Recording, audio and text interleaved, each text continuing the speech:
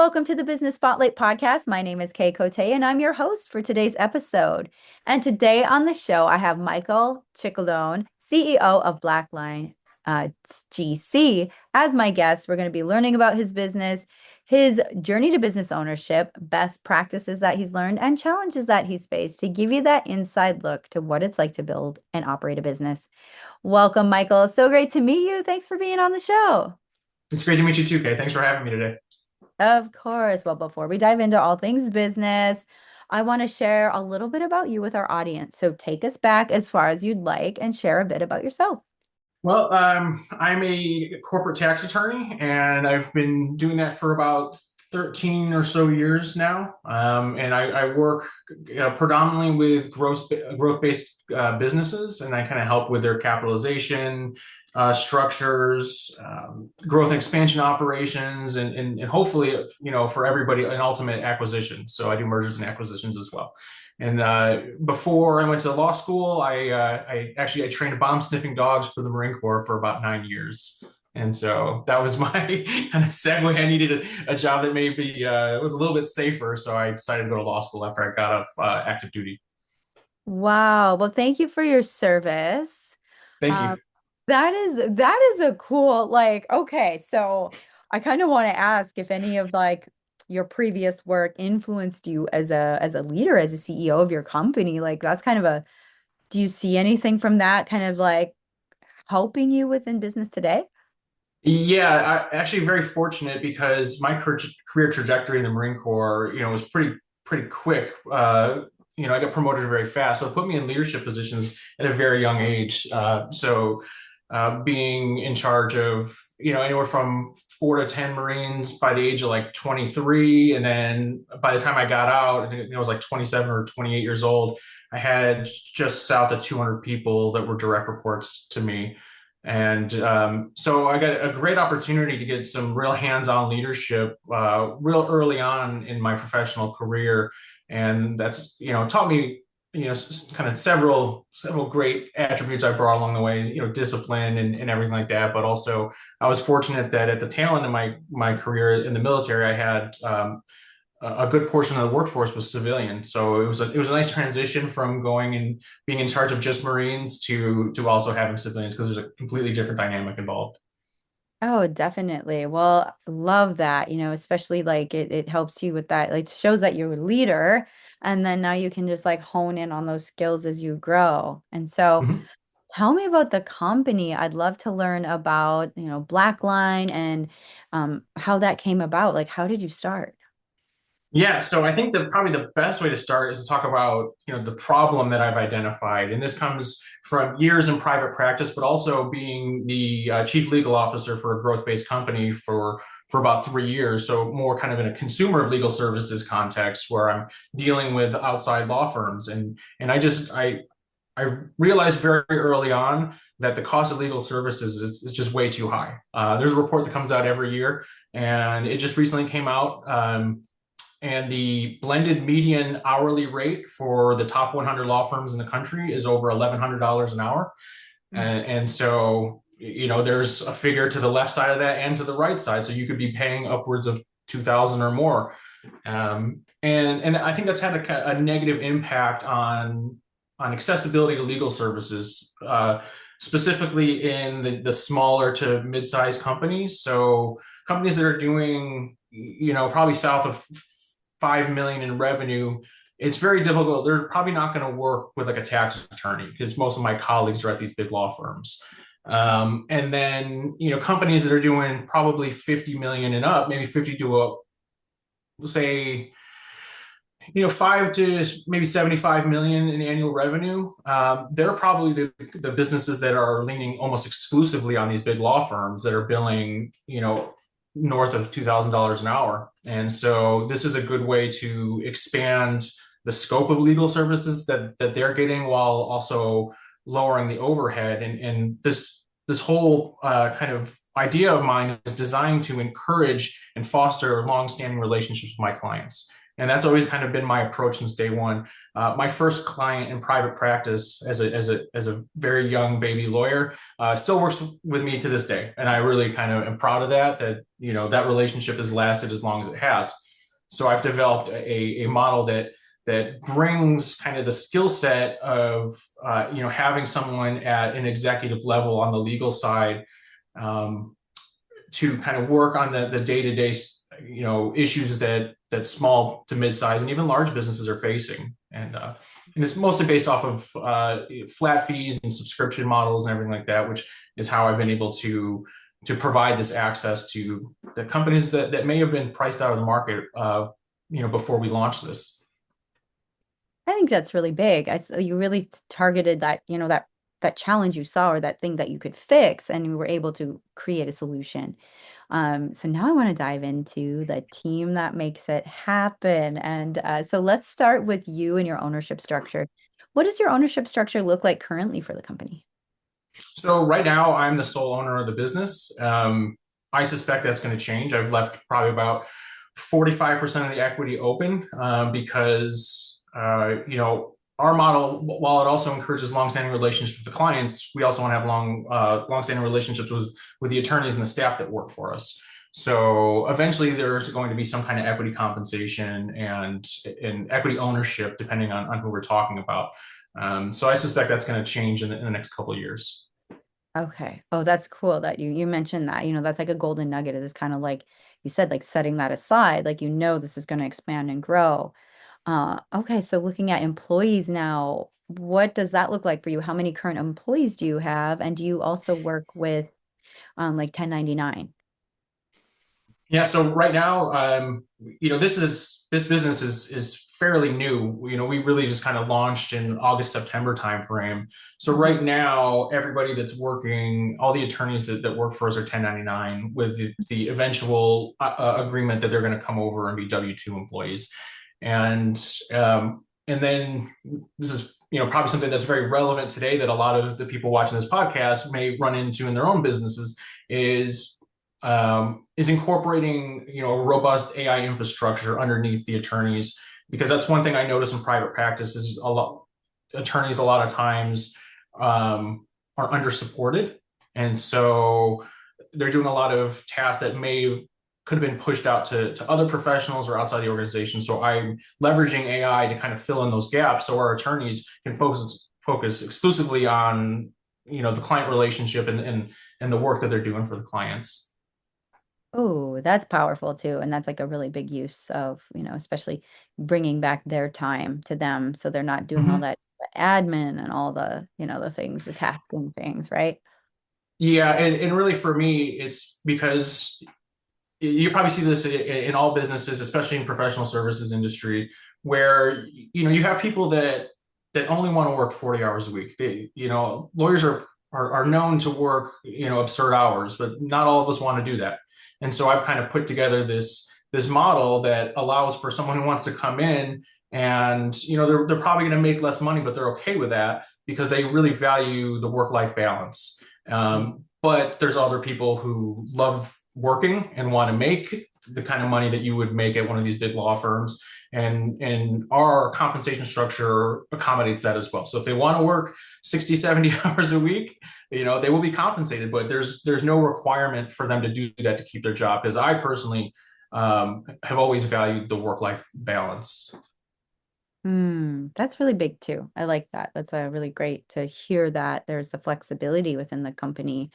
And now, kind of looking at the future, like you said, you're relatively new, started end of the year in 2025. Now, where do you see the company going, say, in the next 3 years? Well, there's already kind of plans in motion to scale this nationally. So actually, next week I'll be out in Chicago.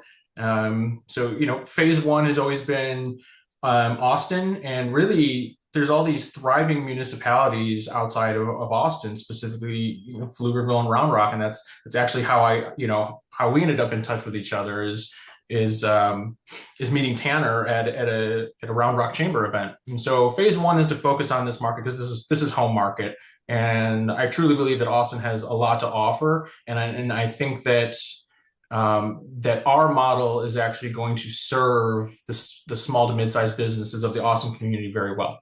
And I do have kind of a presence out in Chicago already for my existing clientele. So phase two is going to be Chicago, and then the rest will probably be focused around Houston and DFW, maybe Scottsdale. I have some clients out there. So being a tax attorney,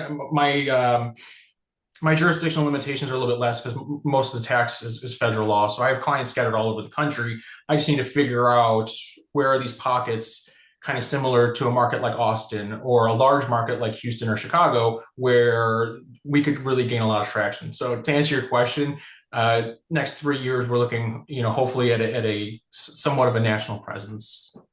Oh, wow. That's incredible. Because I was going to ask, yeah, this actually brings up some really good spin-off questions. One being, what are the challenges? Because, you mentioned, you're expanding. What are some of the challenges that you are facing with the expansion or see yourself facing with the expansion?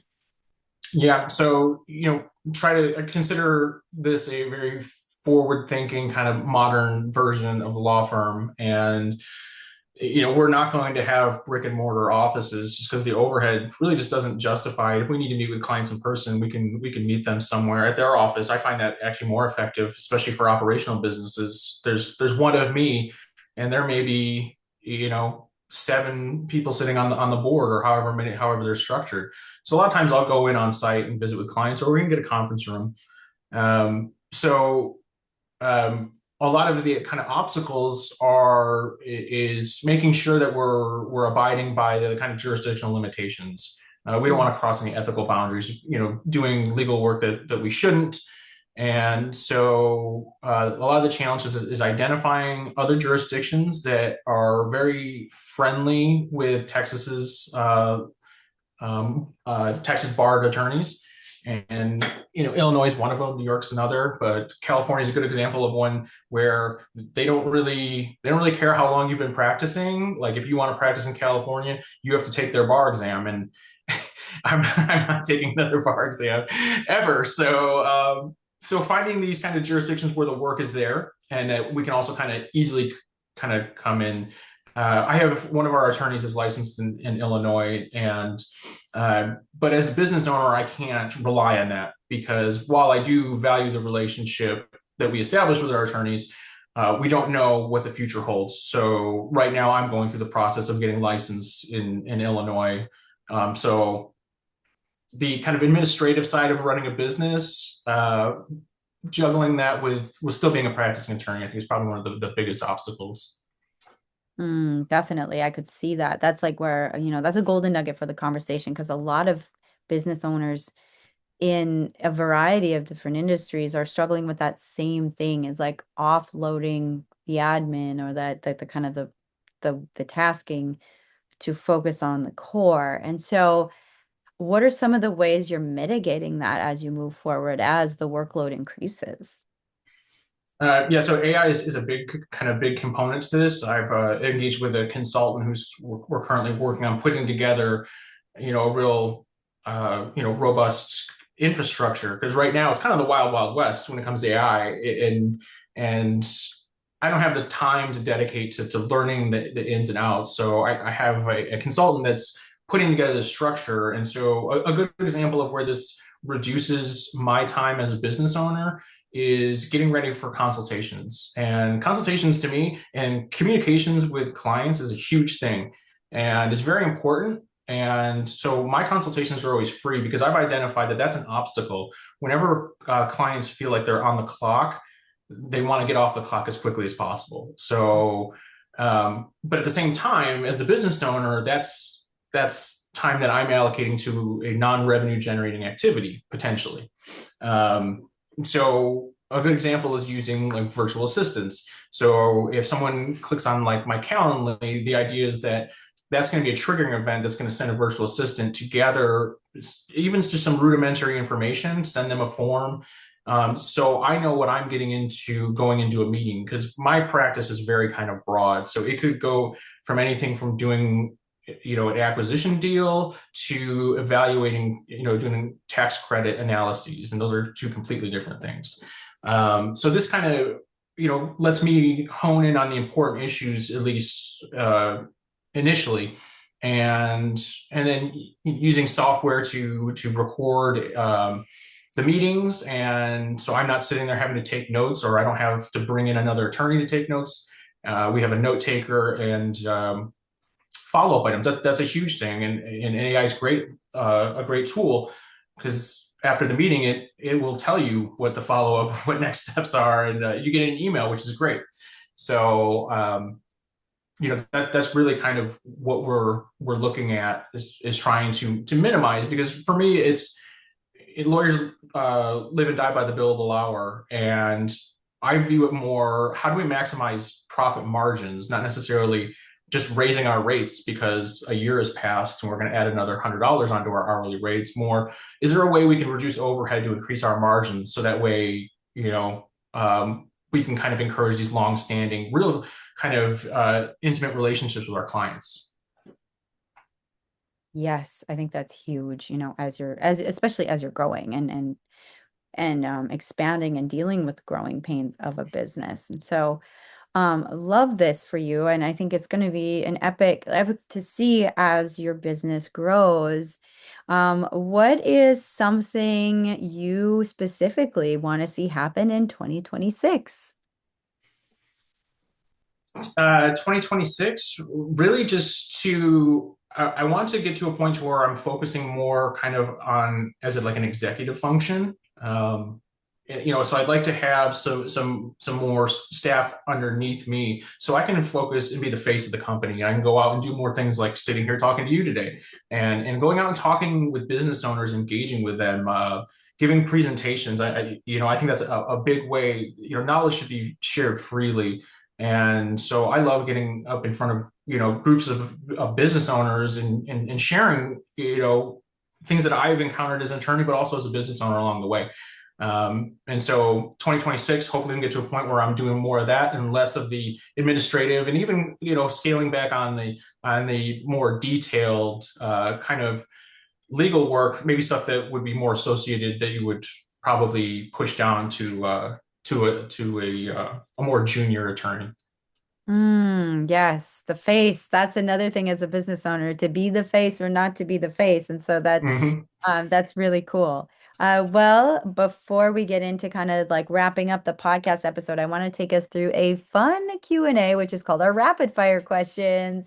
Uh, Okay, you just answer very top of mind. There's going to be 4 questions. sounds good.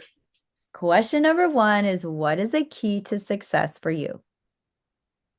Discipline and relationships. I think those are the two most critical things, is doing everything day in and day out, and relationships are what make or break, in my opinion, what we do. 100%.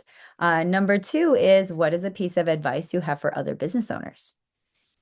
This is somewhat self-serving, but try to establish a relationship with your professionals, and it's not just your attorneys, it's also your accountants, your finance people early on in your business career, because if you don't, and you want to sell your business down the road, you're effectively giving a potential buyer leverage to lower that purchase price. So the more systems and processes you have in place from day one, the more attractive you are to a target to an acquisition down the road. Definitely. Great advice for all businesses. Number 3 is, it could be a book, a podcast, an article, just something that's resonated with you recently. I'm currently reading Buy Back Your Time, and that has been kind of very profound experience. Just learning how to kind of how to hire intelligently, so that way I can focus on the things that I enjoy doing personally, and things that make the business more money. And if you focus on those, you're more likely to be able to scale a business that way. 100%. That's a great one. I just wrote that down. I was like, that sounds like one I need to read. It's Um, a great book. it sounds like I've heard it. I've heard of it a couple times actually. So I'm like, okay, maybe this is my sign. I need to put put my nose to the pages. Uh, Hmm. so fourth one, now take your time with this one. If I gave you a magic wand and you could rapidly improve one aspect of your business, what would it be? It would probably be offloading the administrative work and really being able to. I know this is redundant, keep on saying, but it truly is important, and I feel like this is the key to where I want to take this is to be able to, like I said, be the face of the organization, to go out and engage and interact and get the word out, because that's one thing that when I first started pitching this model, all my attorney colleagues were like, you're crazy. Why would you ever cut your billable hour rate? And but every time I talk to business owners, founders, CFOs especially, and um, there's such enthusiasm behind what we're doing here, and been told, and I believe this myself, is that this is kind of the future of how legal services are going to be consumed in the future. So, long way to say, if I can offload some of these kind of tasks that don't really bring me much joy and aren't generating revenue for the firm, if I can offload those to someone else, I can focus on how do we scale this, hopefully to a national level. Yes, I love that. Okay, well, great answers. Thank you for sharing those rapid fires. Before we get to the end of the conversation and the last question, let's start sharing about your business now. So, how can folks get plugged in with you and your company online? So, if they are interested in scheduling a time to meet, like I said, our consultations are always free. They can find me on Calendly. LinkedIn is a great source, and email direct. I still give clients my cell phone. I still believe in being accessible when clients need answers. And then right now we're currently in the process of putting together the website. So that will be Blackline GC once that launches, blacklinegc.com. Awesome. Well, thank you so much, Michael, for our final question of the day. What is most inspiring to you today? Uh, I think I think being out in the forefront of something that I consider novel and groundbreaking, but also at the same time, my son is 20 years old, and so being able to kind of still be that real positive role model in my son's life, to show him that you can really, you can buck the status quo and do great things in the process. So I really take pride in setting that example for him. Those are powerful words, and that's incredible. And thank you so much again for sharing with me your business story. It's been so fun to have you on the show. Thank you. It's been great to be on here too.